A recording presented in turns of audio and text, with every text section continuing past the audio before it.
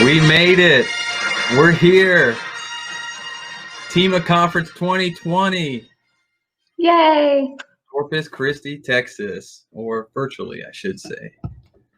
Welcome to our presentation. Don't fall into an energy rut. My name is Alex Russian, and my colleague Paige Mayer and I are happy to have you guys here. Let's begin. A little brief overview about myself. As stated, my name is Alex Russian. I have been with TASB for over 3.5 years, and I am the energy consultant, and I run the TASB Energy Co-op. We help school districts, cities, and counties procure electricity, and we are happy once again to have you all here. And I am Paige Mayer, and I'm a senior sales executive with Direct Energy Business. I'm sure y'all have seen me around, the brown curly-haired girl that gets super excited about these conferences and the fun giveaways that we can normally do. So this is a different, but we are excited to still talk to you today and appreciate your attention during this virtual learning.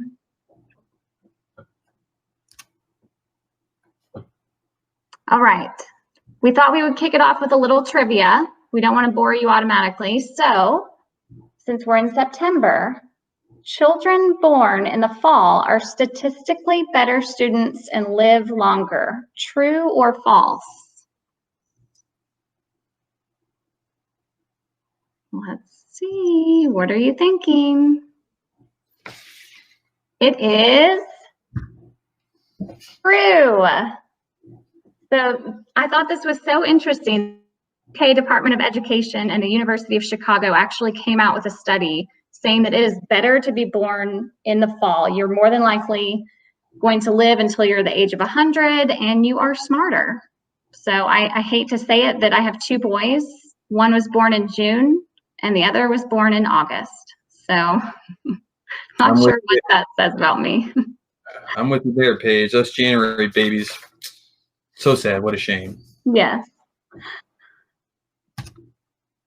All right. So let's go over the basics of what this presentation is going to be about. We want to make this, or at least try to make this, as conversational as possible. So feel free to send us some questions or comments on the side or wherever the space is for you to leave comments. What we want to do is give you a general idea about procurement and strategies. You know, there's not necessarily a right or wrong way, but there are different ways, right? So like I said, let's make this kind of easy. And if you can tell, we have this equation: the energy price, usage equals your supply charges. If you look at the energy price, we're going to talk about procurement strategies. Once again, we have those multiple ways: RFP, wholesale market, interlocal. We'll dive a little deeper into those. And then we'll look on the opposite equation, and we'll look at what affects the bottom line costs, such as your usage, how you manage your load, your DR, and your 4CP, right? All this, we're trying to lower our energy spending, right? Drive down our total usage and get your supply charges as low as possible, right? As we said before, everyone watching this, they have an electricity bill, right? So how can we drive down those costs? Once again, this is a very basic and easy equation. With A and B, there are ways to also improve those individually, right? So, Paige, anything else to add? No, I think that the takeaway for this whole presentation is there's no right or wrong strategy. We're just going to give you some different ideas for you to take back and say, okay, what have we been doing and what could we possibly do different moving forward? So again, there's no right or wrong answer. These are just multiple ways that you can go about accomplishing a lower energy charge at the end of the day. Great. Okay, so first, let's talk about the first part of the equation, energy price. Okay, so we're focused on the procurement strategies. Give me 1 second. Okay, here we have the Education Code, Chapter 44. Right, certain procurement laws are required when purchasing electricity, or really any product or service for that matter. I know it's a little small, but this is directly pulled from that Education Code, right? This shows how to procure items of a certain expense. And as we all know, schools and maybe cities and counties are all held to a different standard, and they must follow these rules and guidelines, right?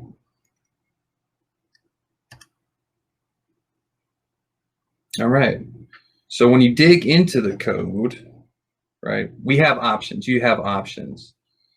We have competitive bidding, competitive sealed proposals, your traditional RFP, an interlocal agreement or contract, and a reverse auction, right? And you can see at the top, I think I skipped it, but if you see the purchase of a product or service valued at $50,000 or more, must follow a certain method or must follow one of these options of procuring electricity, okay? Once again, this is pulled directly from the education code to show you basically what those different options are, right? So let's talk about the first one, your RFP, your request for proposal. This should be very common for everyone, more of an overview, but I'm going to go ahead and let you know what it's all about. This is more of a formal route, right? The RFP invites multiple people to bid, and it also has typically a set timeline. They'll send the RFP out, and they said they would need it done by a certain date, right? There are no limitations for who can respond or how many responses for that matter. And anyone from a consultant to a broker, a company can always respond to this RFP. Okay. RFPs are great, but sometimes, not all the time, the lowest price doesn't mean the best value, right? You want to make sure the contract terms are all the same. You want to make sure you have the same product and you have that apples to apples comparison. For example, some suppliers may leave out noodle congestion, some may leave it in. Once again, that's that apples to apples comparison. Your add to lead and even your swing could be different, okay? When we talk about payment terms, we're looking more, it could be net 15, net 30. Once again, make sure they're equivalent and make that apples to apples comparison, all right? Customer service is also a big deal. Not all suppliers have the same customer service. They're all different. So make sure you do your research and understand how their customer service is, right? And we look at market volatility, you know, we would recommend an RFP for typically for a school bus or maybe school supplies, something that's very much the same type of product and or service, okay? The pricing is extremely volatile and it changes every 15 minutes.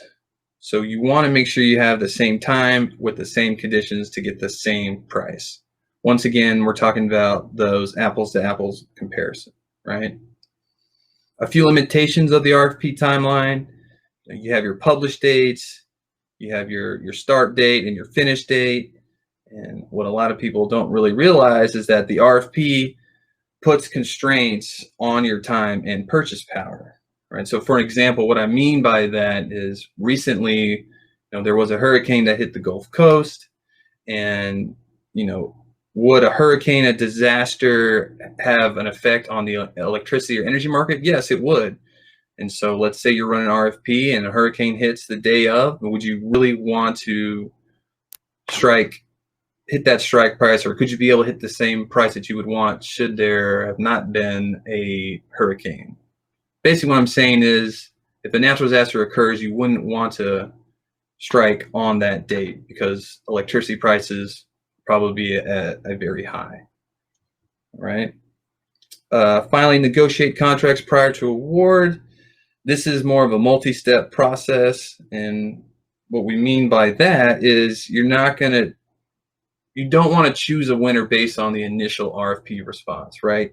You would want to create maybe a short list of 2 or 3 suppliers, or depending on how many submissions you received, right?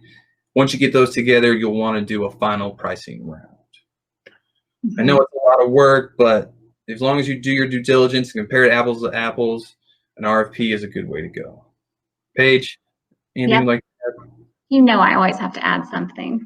So I've been in this position for about 12 years now, a little over 12 years. So I have responded to a lot of RFPs. And I would say that there are two things that are really kind of the pitfalls of RFPs. So this is going to be my recommendation to not do this. To Alex's point, kind of limiting you on a specific date. I've seen some RFPs that will literally put the day they are planning to transact.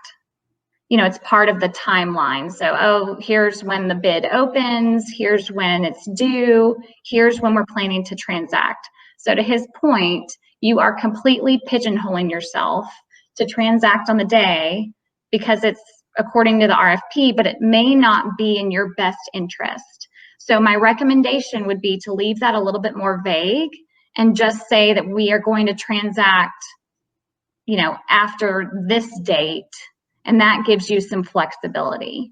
And then to Alex's point, you don't want to just select your winner based on the initial response. The other mistake that I see is electricity prices are fluctuating all day, every day. And in an RFP, it requests pricing. And more often than not, it doesn't specify when prices should be based on. So if your RFP is due on Friday, I could decide that I want to price on Monday, whereas another supplier may decide to price on Thursday. So you're not comparing apples to apples there because the prices are under different market conditions.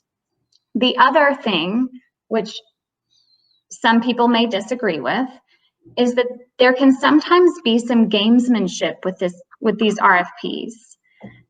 We know that you are not going to execute on the price that is put in the initial RFP response. You haven't gone to board approval, you haven't reviewed contracts, yet you've put a lot of weight in the evaluation criteria on a price. So some suppliers will go in with an initially low price, knowing that A, it's going to score them higher points and potentially get them the business, but B, they know that they don't have to execute on that price. So just be aware of that. And I think if you take 2 or 3 suppliers to the winning round and continue to get executable pricing, that will eliminate the gamesmanship, and you can actually, you know, get a valid executable price, which ultimately serves you your best interest. Nice, Paige. Thanks. All right. So another way to procure electricity is your interlocal, right? Essentially this, the interlocal has already run, essentially they run an RFP for you in your district or your entity, right? You're not have to worry about spending all the manpower reviewing the RFPs or contract. There's no set date. The legal administrative fees are already taken care of. Once again, the pre-negotiated agreements and language of terms are already in your favor for the contract. And one of the best things is the interlocal has already vetted that supplier for you. Once again, they basically have done an RFP for themselves. The good thing about the interlocal is that it's specific to your entity, specific to the district, or specific to the city and county, right? And there's no timeline you have to follow, unlike the RFP, where you do have a start and a finish, right? Here, you let the experts handle when you lock in that rate. Right? One thing you want to do is to make sure that your supplier can stay open. And the good thing about interlocal is they handle that for you. They have selected a supplier that knows they will be around for a long period of time. They will have your back and will have your best interest and be able to provide you electricity. Paige? So one thing I want to note is interlocals have become super popular. It is a way to fulfill those RFP requirements and kind of check that box. What I think is important to note is that you can be a member of several different interlocals. You don't necessarily have to purchase. There's no language in an interlocal agreement that says, okay, once you join, you have to purchase electricity through us. So there's no harm in really getting an interlocal approved and becoming a member. It just gives you an option, which I think is important. The other thing that I find interesting about an interlocal is that it's an added layer of protection for you. Typically, depending on how involved that party is, they are your advocate. So if something goes wrong, a lot of the suppliers that have been vetted are held to a higher standard. So they can get kicked out of the interlocal or out of the being the selected vendor. So it's just, there's a little bit of protection there for you. Thanks, Paige. All right, let's talk about wholesale market participation. This will be our last procurement option we'll dig into for the day, right? So here with the wholesale market participation, you're partnering essentially with a retailer, and this already fulfills the RFP through the wholesale level, right? So take a moment and look to your right and look at this giant blue circle. And what can you see there that takes what's the most space that the blue is taking up? It's the energy, the power, right? This is the contract price. If you look at it, 80% of that circle is blue, which is the energy price. And essentially, if you can get that energy price low, it will essentially lower your overall price. Yeah, the wholesale energy piece. Yes. Right. So going back, instead of a broker putting retailers against each other, we're looking more at the wholesale, right? And to give you a better understanding of what retail versus wholesale is, you think of a car dealership. When you drive down the road, you see Alex Russian's Toyota, right? Not just Toyota, or not just Tesla for that matter. You're basically skipping a whole set of extra costs and fees on top of that retail price and going directly to the wholesale price. Does that make sense, everyone? I'm asking for questions, but I know you can't talk to me, so I apologize. One more time. This gives you full transparency, right? It happens during real-time market. It eliminates the premium to hold, and you're able to review, typically, the actual event happening and able to see the prices go back and forth. Right. So here, once again, it ensures your apples to apples comparison.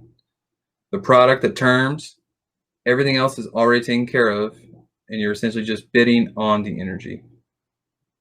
Yeah. So I think this is a difficult concept for some. It's a little out of the norm. It's not what people are used to doing. We've been so focused on putting the retailers against one another. We feel like that's where the competition is. But when you look at this pie, it shows that wholesale energy is a piece of the pie. That retail margin, which is going to be the difference between the suppliers, is like 2% of your overall price. So do you want to work with someone that is promoting the competition among the 2% savings? Or do you want to partner with someone that's promoting the savings for that 80% of the pie? Because that's a drastic difference. So a lot of the people that offer these wholesale market participation option, it's literally an online tool. So you can have multiple users, several logins. So if a superintendent wants to log in, or your CFO, I mean, it's an excitement, and you're watching the bids come in live. So instead of a retailer calling their desk or calling the, wholesaler on the side saying, what's the best price that you can give me, and them not knowing whether you're really going to execute or not, these wholesale events are a guaranteed transaction at the end of the specified time. So you'll often find that wholesalers are a little bit more motivated to sharpen their pencil. They can also see the prices that are coming in. So if they really want the business, they know that they have to get 10 cents lower in order to get the business. So it's just another way to go about it. It is different, but it's live, it's transparent. So you're seeing the bids come in versus, potentially on a spreadsheet that's been provided for you with a bunch of retailers listed. All right. Wholesale market participation. Check it out. All right. Well, this is a fun one. I like it. Time for trivia. Since it's almost the fall and we're nearly there, what causes weight gain in the fall? Give it a few seconds. Answer on the side. Getting close. I mean, one of my favorites is pumpkin pie, so tempted. All right, Paige, what do we got? All right, lack of vitamin D. I mean, some could argue that it's all of the above, which is totally fair, but the actual answer is C. I found this so interesting. The lack of vitamin D actually reduces your fat breakdown and it triggers fat storage. So the moral of the story is to get outside. You don't even have to go exercise. Just go sit outside and soak in the vitamin D and you won't store as much fat. I would still watch out for that pumpkin pie though, Paige. I don't know, maybe not. All right, so back to the basics. You've seen this slide before. Alex discussed the energy price, different strategies about trying to drive that piece down, but there's also the usage component of that equation. So there's several ways to manage your load. We're not going to discuss basics like turn off your lights or stagger things by 15 minutes. We specifically want to discuss demand response and 4CP.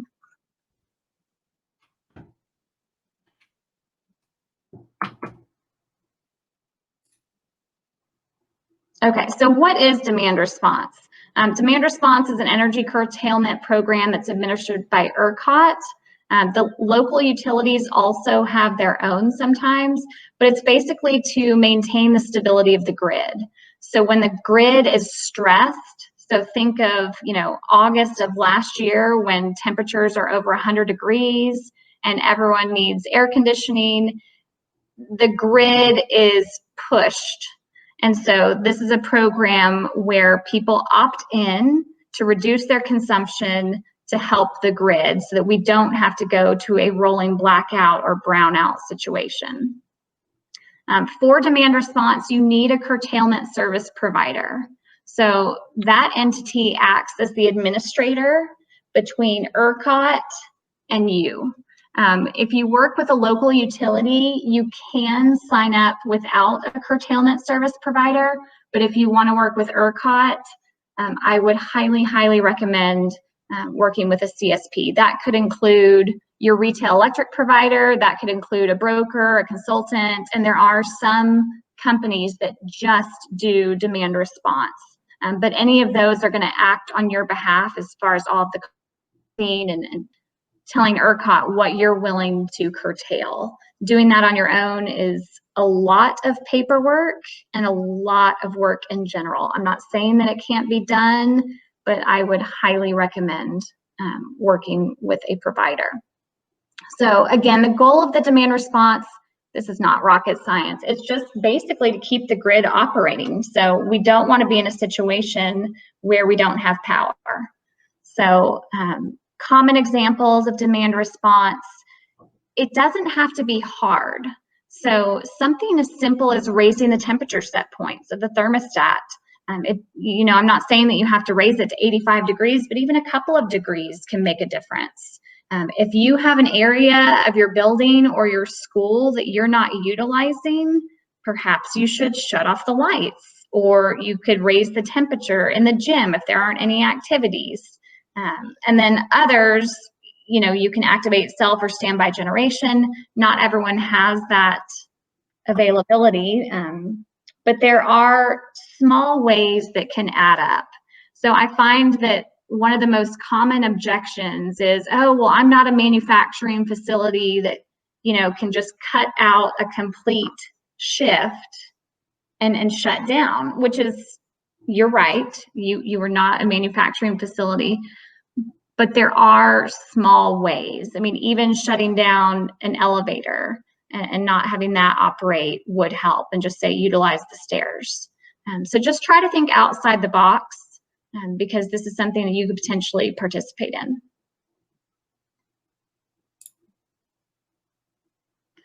So there are two different programs. There's an Emergency Response Service 10 as well as 30.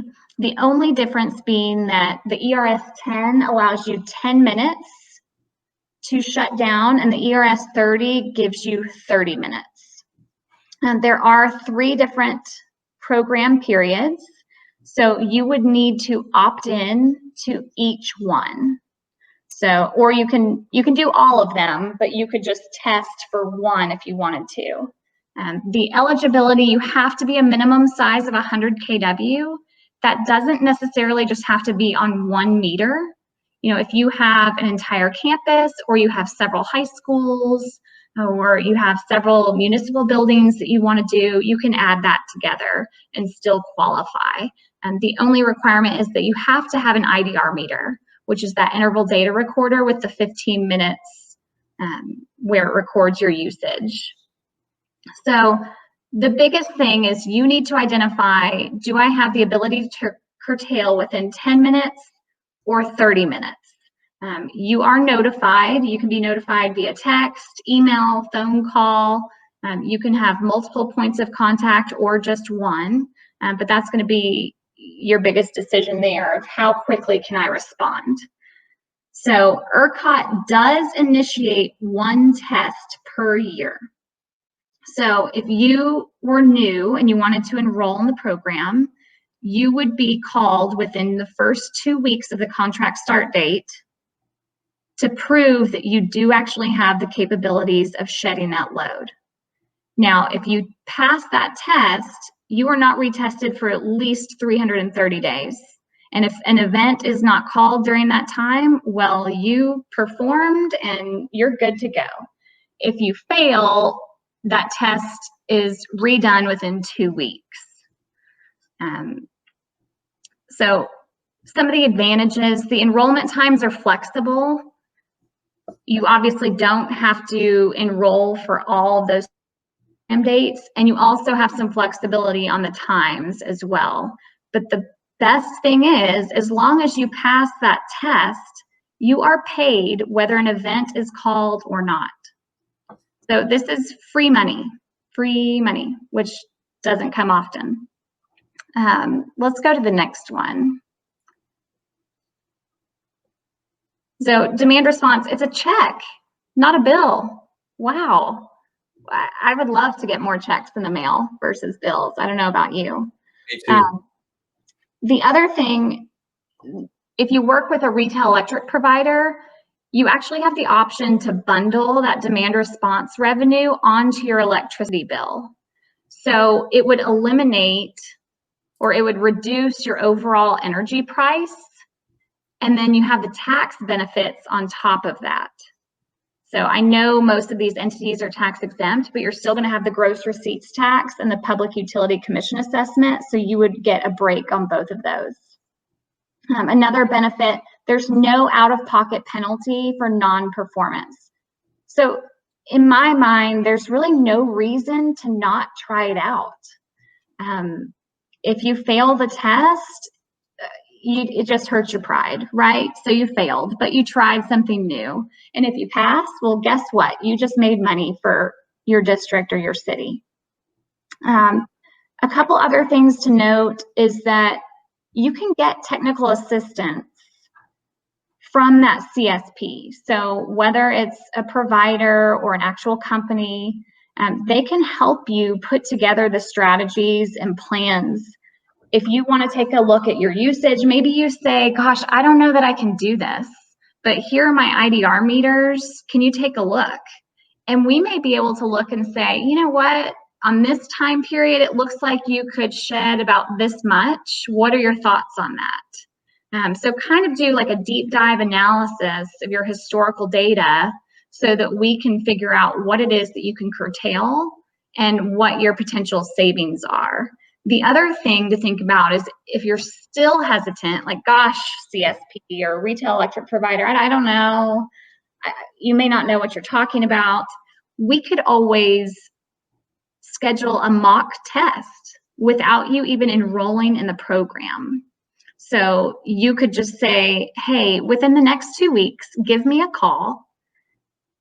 I want to see if I can respond in 10 minutes or 30 minutes, and I want to see what I'm actually able to shed. You know, if that's the positive encouragement that you need, well, then just do that. And once it's proven that you actually have the ability, then you can enroll in the actual ERS 10 or ERS 30. But just don't be afraid to ask for assistance. This isn't just all on you. You want to be able to partner with someone that can help you identify these areas to take advantage of. So in summary, there's 8 time periods, 3 seasons, 1 test, which is about a $48,000 opportunity. Now that is pre-split. When you do partner with someone, typically they are going to take a percentage of the savings, and those vary. That could be a 90-10 split, 85-15, 80-20. I've seen all different options. So that would be something to consider as you're partnering with someone. And then here are the different time periods. Again, you have to opt in to the specific time period that you want, or you could say, I want to do all of them. So you've got to decide which months, which are those 3 options, and then which times. So if I'm a school, for instance, I'm probably not going to opt in to the 7 to 10 p.m. because you're not really operating anyways. So there shouldn't be a lot to shed there.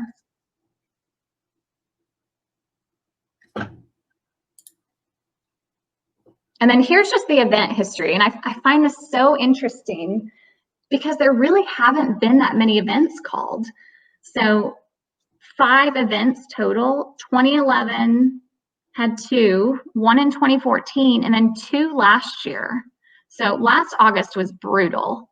But you can see, even last August, the event was for 45 minutes, and the time prior to that was under 2 hours. So you're not talking about a huge chunk of time that you're having to curtail.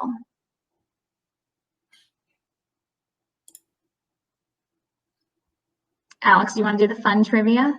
All right, ladies and gentlemen, we are back to fun trivia time. Since it's almost the fall, or I guess the fall, what is the first day of fall 2020? Give you guys a few moments to respond on the right or the left or the bottom. We don't know where it is yet. You'll be responding. This could be in all of the above too. It could be. All right, and Paige, what is it? B, September 22nd, which will be here before we know it. Woohoo! All right. Don't know why that is true, but that's the first day of fall 2020. All right. You've seen this slide before. We've discussed the energy price. We've discussed the usage on the DR side, but you can see there's one more way, and it's called 4 coincidental peaks. So I'd like to touch on that briefly. Okay, so what is 4CP? It's 4 coincidental peaks, and this is an electricity charge that's on the regulated portion of your bill. It's just 1 over 10. There's many charges, many different line items on that portion of the bill, and this is just one of them. It is displayed as the transmission cost recovery factor, which is one of the largest charges. So I'm sure you've seen it before and wondered, gosh, what does that mean? So the peak demand has typically been measured in ERCOT between 345 and 6. So the 4CP is measured in June, July, August, and September. And ERCOT will take the highest 15-minute interval, and that is the peak set for that month. Now, the interesting thing is 4CP only applies to IDR metered customers. So if you do not have that interval data recorder, you will not have that transmission cost recovery factor that's associated with 4CP.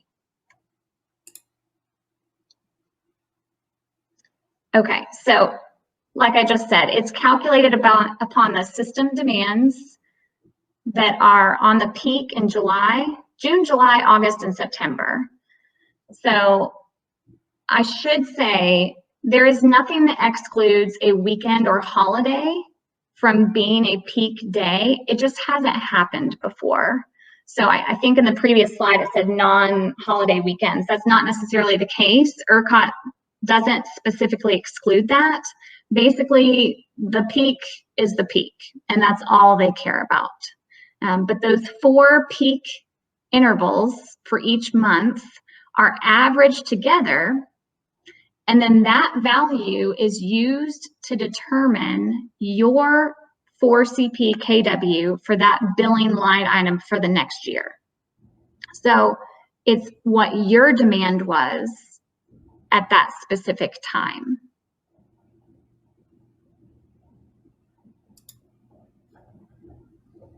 So what's the impact? So with 100 kW of average curtailment, you could see approximately $4,000 to $5,000 of savings in that transmission cost recovery factor for the following year.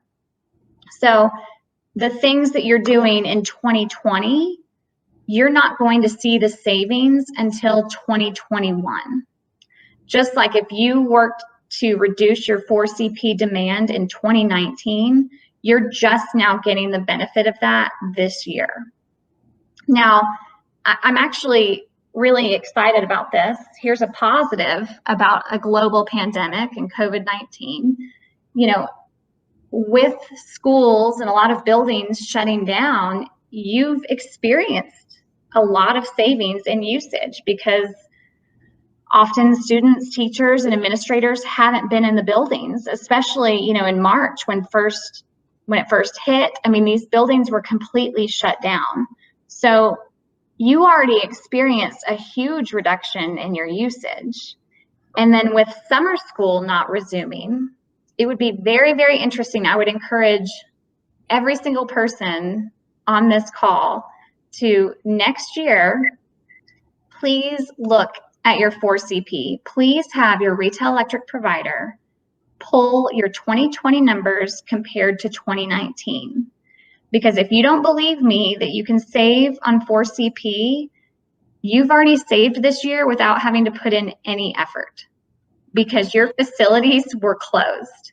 And I guarantee you that your 4CP number that's going to be billed in 2021 is going to be significantly lower than what you were billed this year.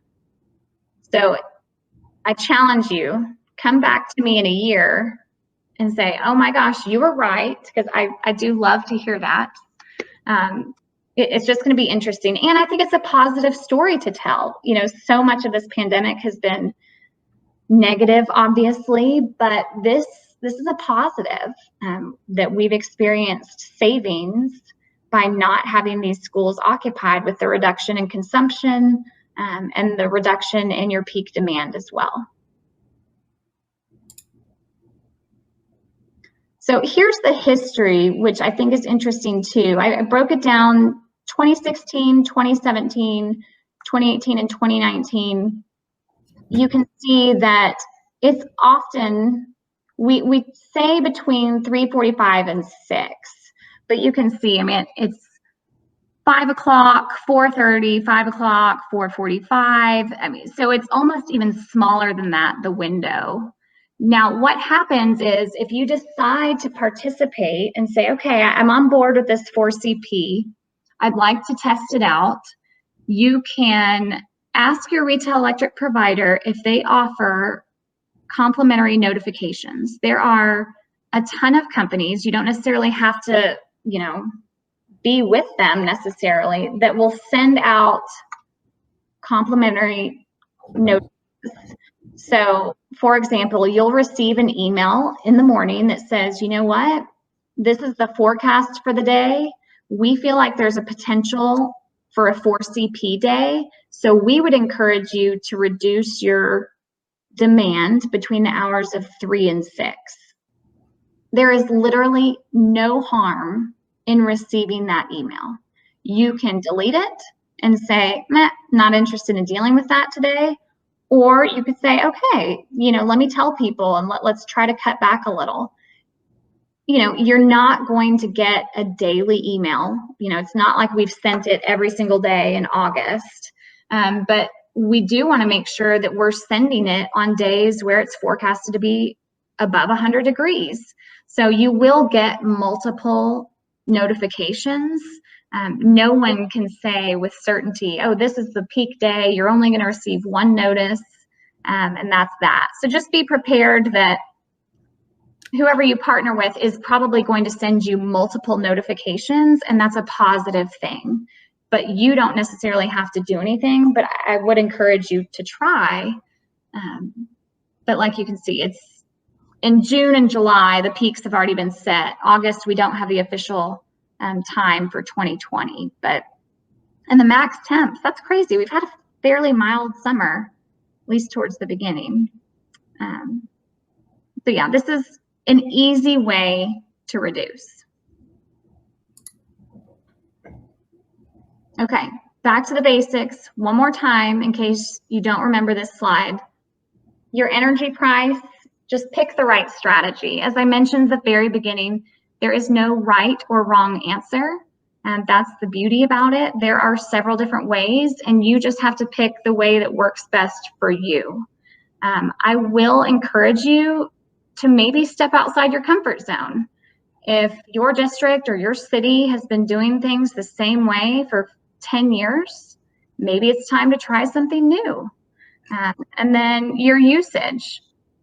There are simple ways to reduce your usage and take advantage of these programs. And again, just step outside of your comfort zone. A lot of these are not challenging. Just ask the right questions and partner with the right people so that you can take advantage of those. But if you focus on both of those, not just the energy price and not just reducing your usage, you're going to overall see those supply charges drop drastically, which at the end of the day, we're all just looking to lower the overall energy spend. So I think that's a win-win. Awesome.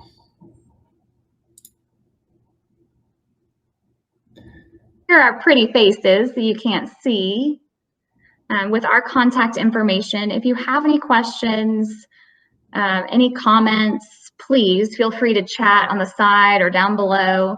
But if you think of something after the presentation or next week, you can contact either one of us directly to discuss. Yes, thanks for joining us. We appreciate your time, and we hope you have a great virtual TEMA conference. And we hope to see you soon. We want to actually see you. So fingers crossed. So take care, and we'll be here to answer some questions. Thank you.